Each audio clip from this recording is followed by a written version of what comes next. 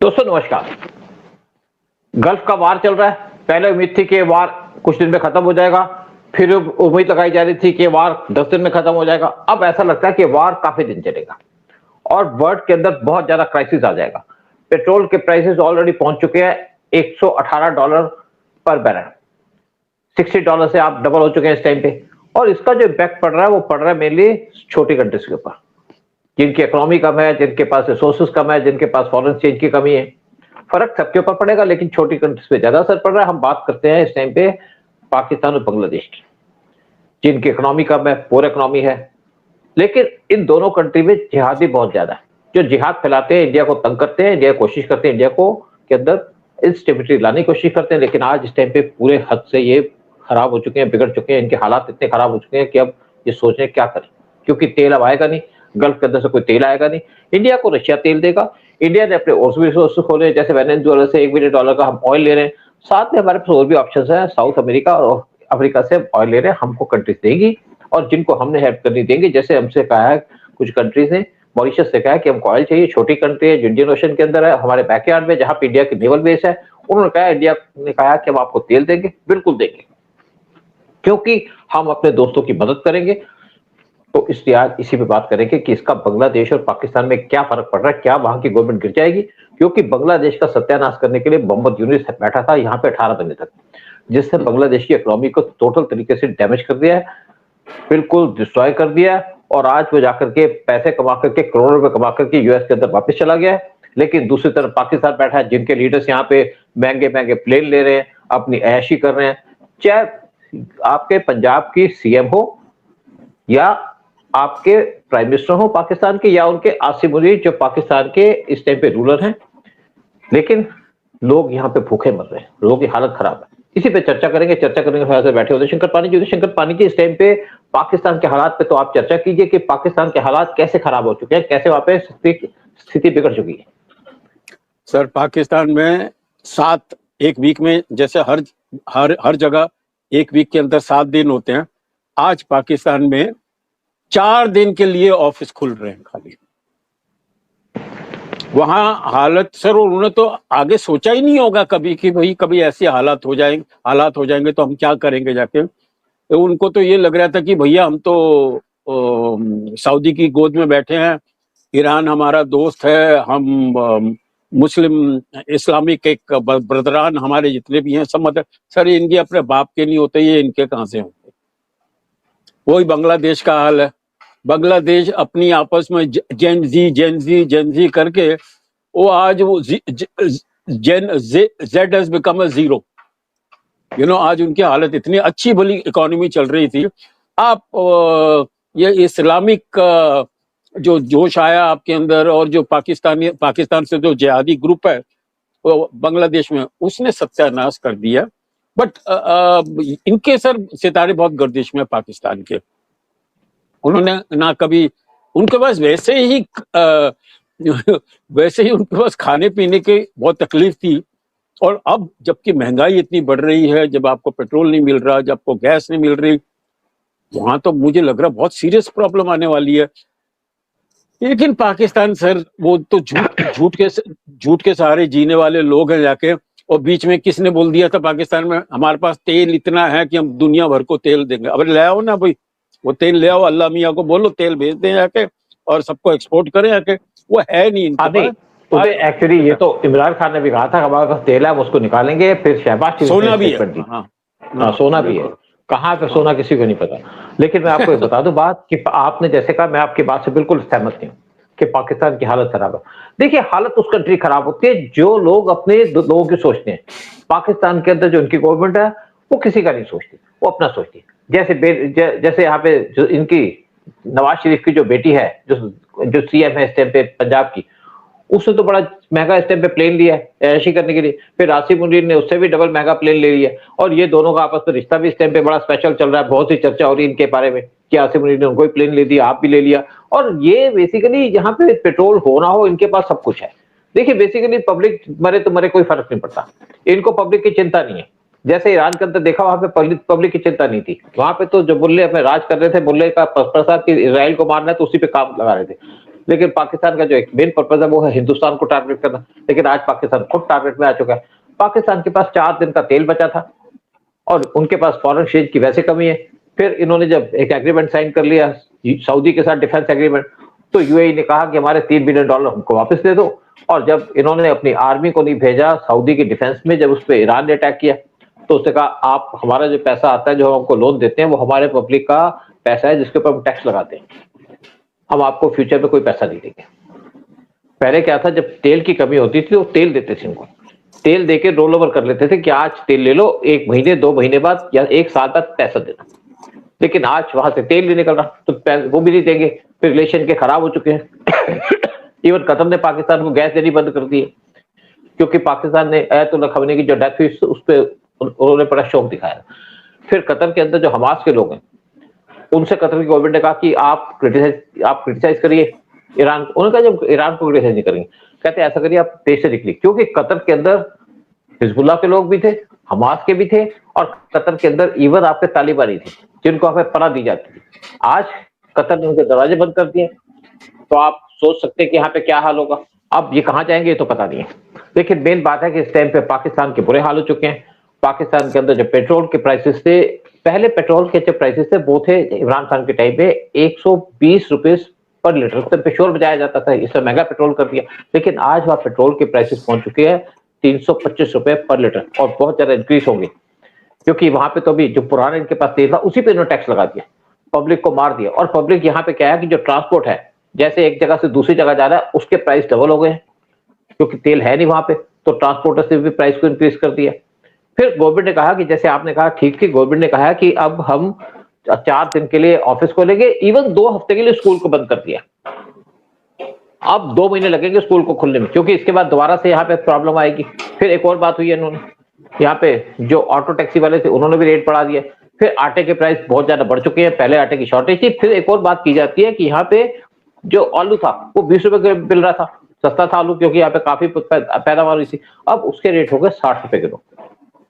पाकिस्तान का दूसरी तरफ वार चल रहा है तालिबान के साथ, पाकिस्तान की तरफ दूसरी तरफ वार चल रहा है बलूचिस के साथ, और पाकिस्तान के अंदर इवन पीओके के अंदर प्रॉब्लम चल रही है, वहां पे डेमोन्स्ट्रेशन चल रही है। इवन गिलगित बाल्टिस्तान के अंदर इस टाइम पे लोग सड़कों पे आ चुके हैं, और पाकिस्तान से पूरा वर्ल्ड नाराज है। और एक और बात की जा रही है कि हो सकता है कि पाकिस्तान के ऊपर इजराइल और यूएस अटैक कर दे, क्योंकि ये कहा जा रहा है कि सीक्रेट एग्रीमेंट हुआ है पाकिस्तान का ईरान के साथ कि हम आपको न्यूक्लियर वेपन देंगे और आप इजराइल पे फेंक सकते हैं।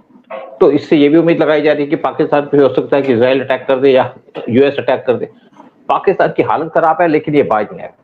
पाकिस्तान के टेरर कैंप इस टाइम पे एक्टिव है, पेट्रोल है नहीं। लेकिन इससे क्या है कि लगता है कि पाकिस्तान के दिन आ चुके हैं, बुरे दिन आ चुके हैं पाकिस्तान के। पाकिस्तान टूटेगा, क्योंकि पाकिस्तान वही कंट्री है जो अपने लोगों की सोचता।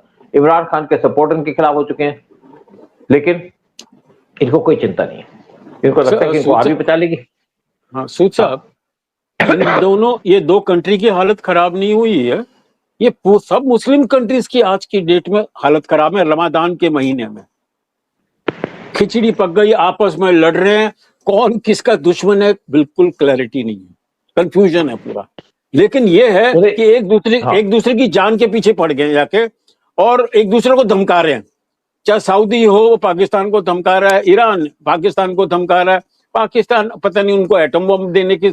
सर वो इतना आसान नहीं है, वो एटम बम भी कहाँ रखे हैं, वो अमेरिका के कंट्रोल में है, और उसको अगर उन्होंने थोड़ा सा भी कुछ आगे को पीछे करने दिया तो India will openly go and help and destroy those centres, वो जो बम लगाने की।